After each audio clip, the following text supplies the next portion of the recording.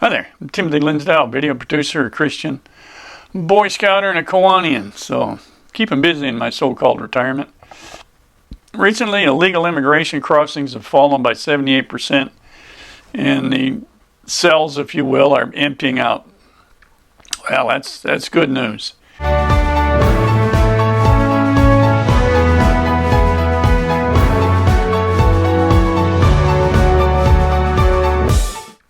Well, that's good news. Being only a couple miles from the border where I'm at, that means a lot. Cuts down on the chaos and all the things that go along with that, especially in the recent last year with the caravans from Central America, groups that are lining up on the border and cross in mass, say 100, 200 people at once, and they don't cross and run, they cross and stop and sit down. And the border guards come and get them and sign them up, take the paper, got to write down the records and who they are, what it's all about, and then these people claim asylum. That's what's been really big this last year, is this asylum thing. But some of the reasons, Mark A. Morgan is the acting U.S. Customs and Border Protection Commissioner. He uses to show how Trump policies have helped to cut illegal immigration into the United States. So how is that working, cutting the immigration? Well, Morgan feels he has, to make it clear, he has 2 points. He says the victory his agency has had in the past year, and he highlighted them in a small meeting previously. First is daily apprehensions, a number that hit 4,600 at the height of the latest crisis in May. That has now dropped to 1,300.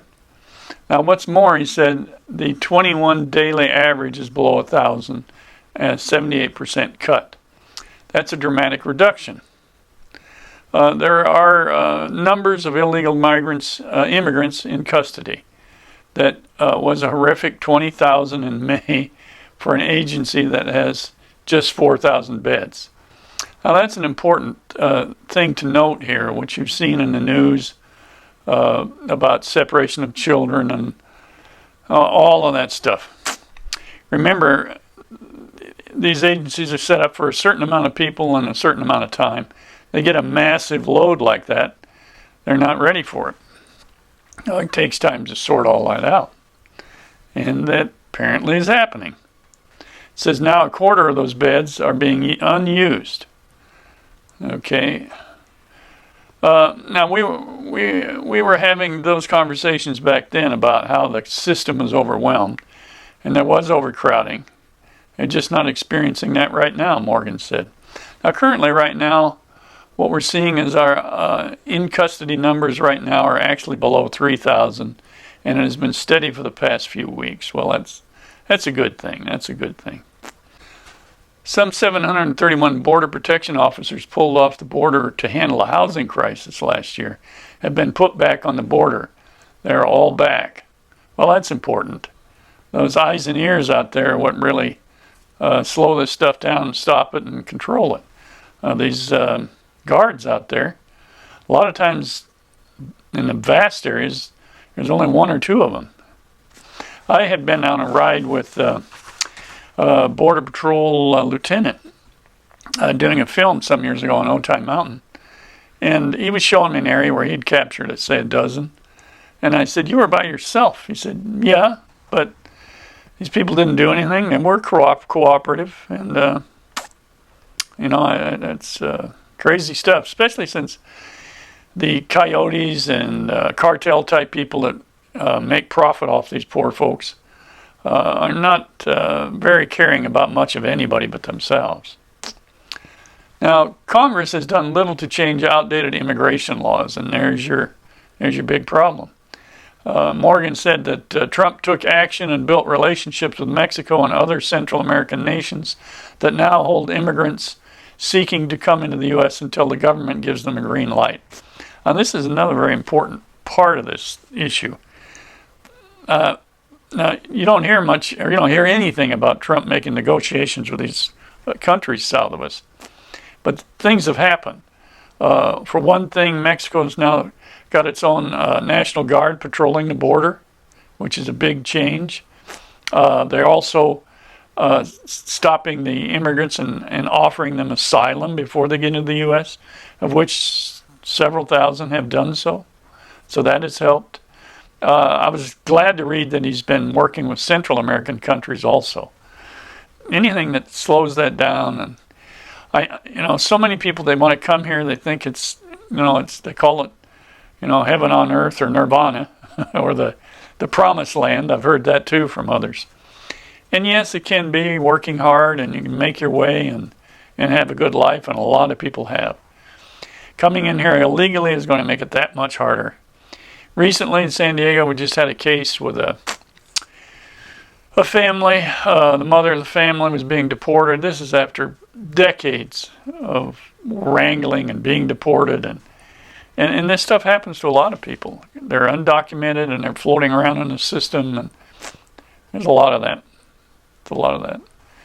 Maybe by getting things more under control, they can get some of that down and get Congress, don't just do an activist approach to your congressperson. Get them to make a decent laws like the old Bracero program, where they had a system for field workers that worked really easily. And they really haven't fixed that since it happened. And it's amazing to me. But that politicians like this contention and division, it's easy for them to manipulate all of us. On it goes.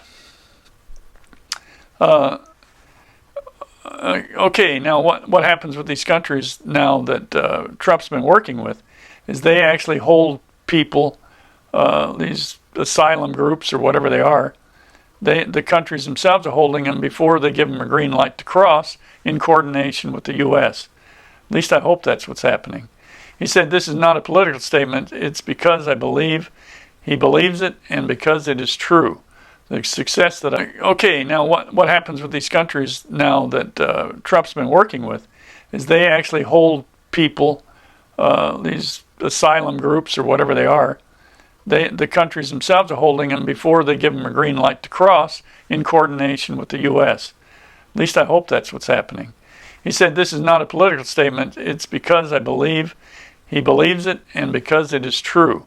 The success that I just outlined is absolutely a direct result of this president's strategy, said Morgan, a career government officer. He added, we are succeeding in addressing this crisis. Now, you might think being a border officer, that he's going to be sympathetic to the president. Well, I have, like I said, I have custom agents I know, and they tell me what it was like under Obama and what it's like under Trump, and there's quite a difference. So they don't mind speaking their mind. Now, how that goes, I don't know. But one of the recent things that's happened is kids, 12 to 17. It's been in the paper, I've noticed, and there's been some real concern with that, with a lot of just young kids floating around. It's not really new that kids have come across the border to find nirvana, to find a job, to work that they couldn't get in Mexico. And that has been increasing. One of the reports is the problem is these kids are coming in and they're being stored, if you will, at YMCA in Tijuana until they have some chance. I don't know what it would be, but mostly they're not claiming asylum, these kids. They're just trying to get in to go to work. So if they can do it officially, I hope they can. God bless them. Everybody in this country's come from somewhere, their family. Even the natives, from best we can see in history, crossed a land bridge or ice or something to get here. So, like I said, everybody here is from somewhere else. So, yeah, we can be satisfied with that, but you need to do the right thing crossing that border. I mean, a country is, borders, customs, and language. That's a country. And if you don't have those things, you really don't have a country. So it's good to see that the rush on the border is slowed dramatically now, that they're paying attention to the kids as best they can. There were thousands of them that got separated during the rush of the cartel-induced asylum rushes on the border. So that took time to get it right, get it settled, and then to get all of the U.S. Customs officials working with Mexican consulates, finding where these kids belong. It was definitely overwhelming, definitely a problem. But it looks like they've got it under control now, so that's terrific. I hope so. So anyway, thanks for watching, like and comment on my videos, subscribe to my channel. And just get out there and make it a great day.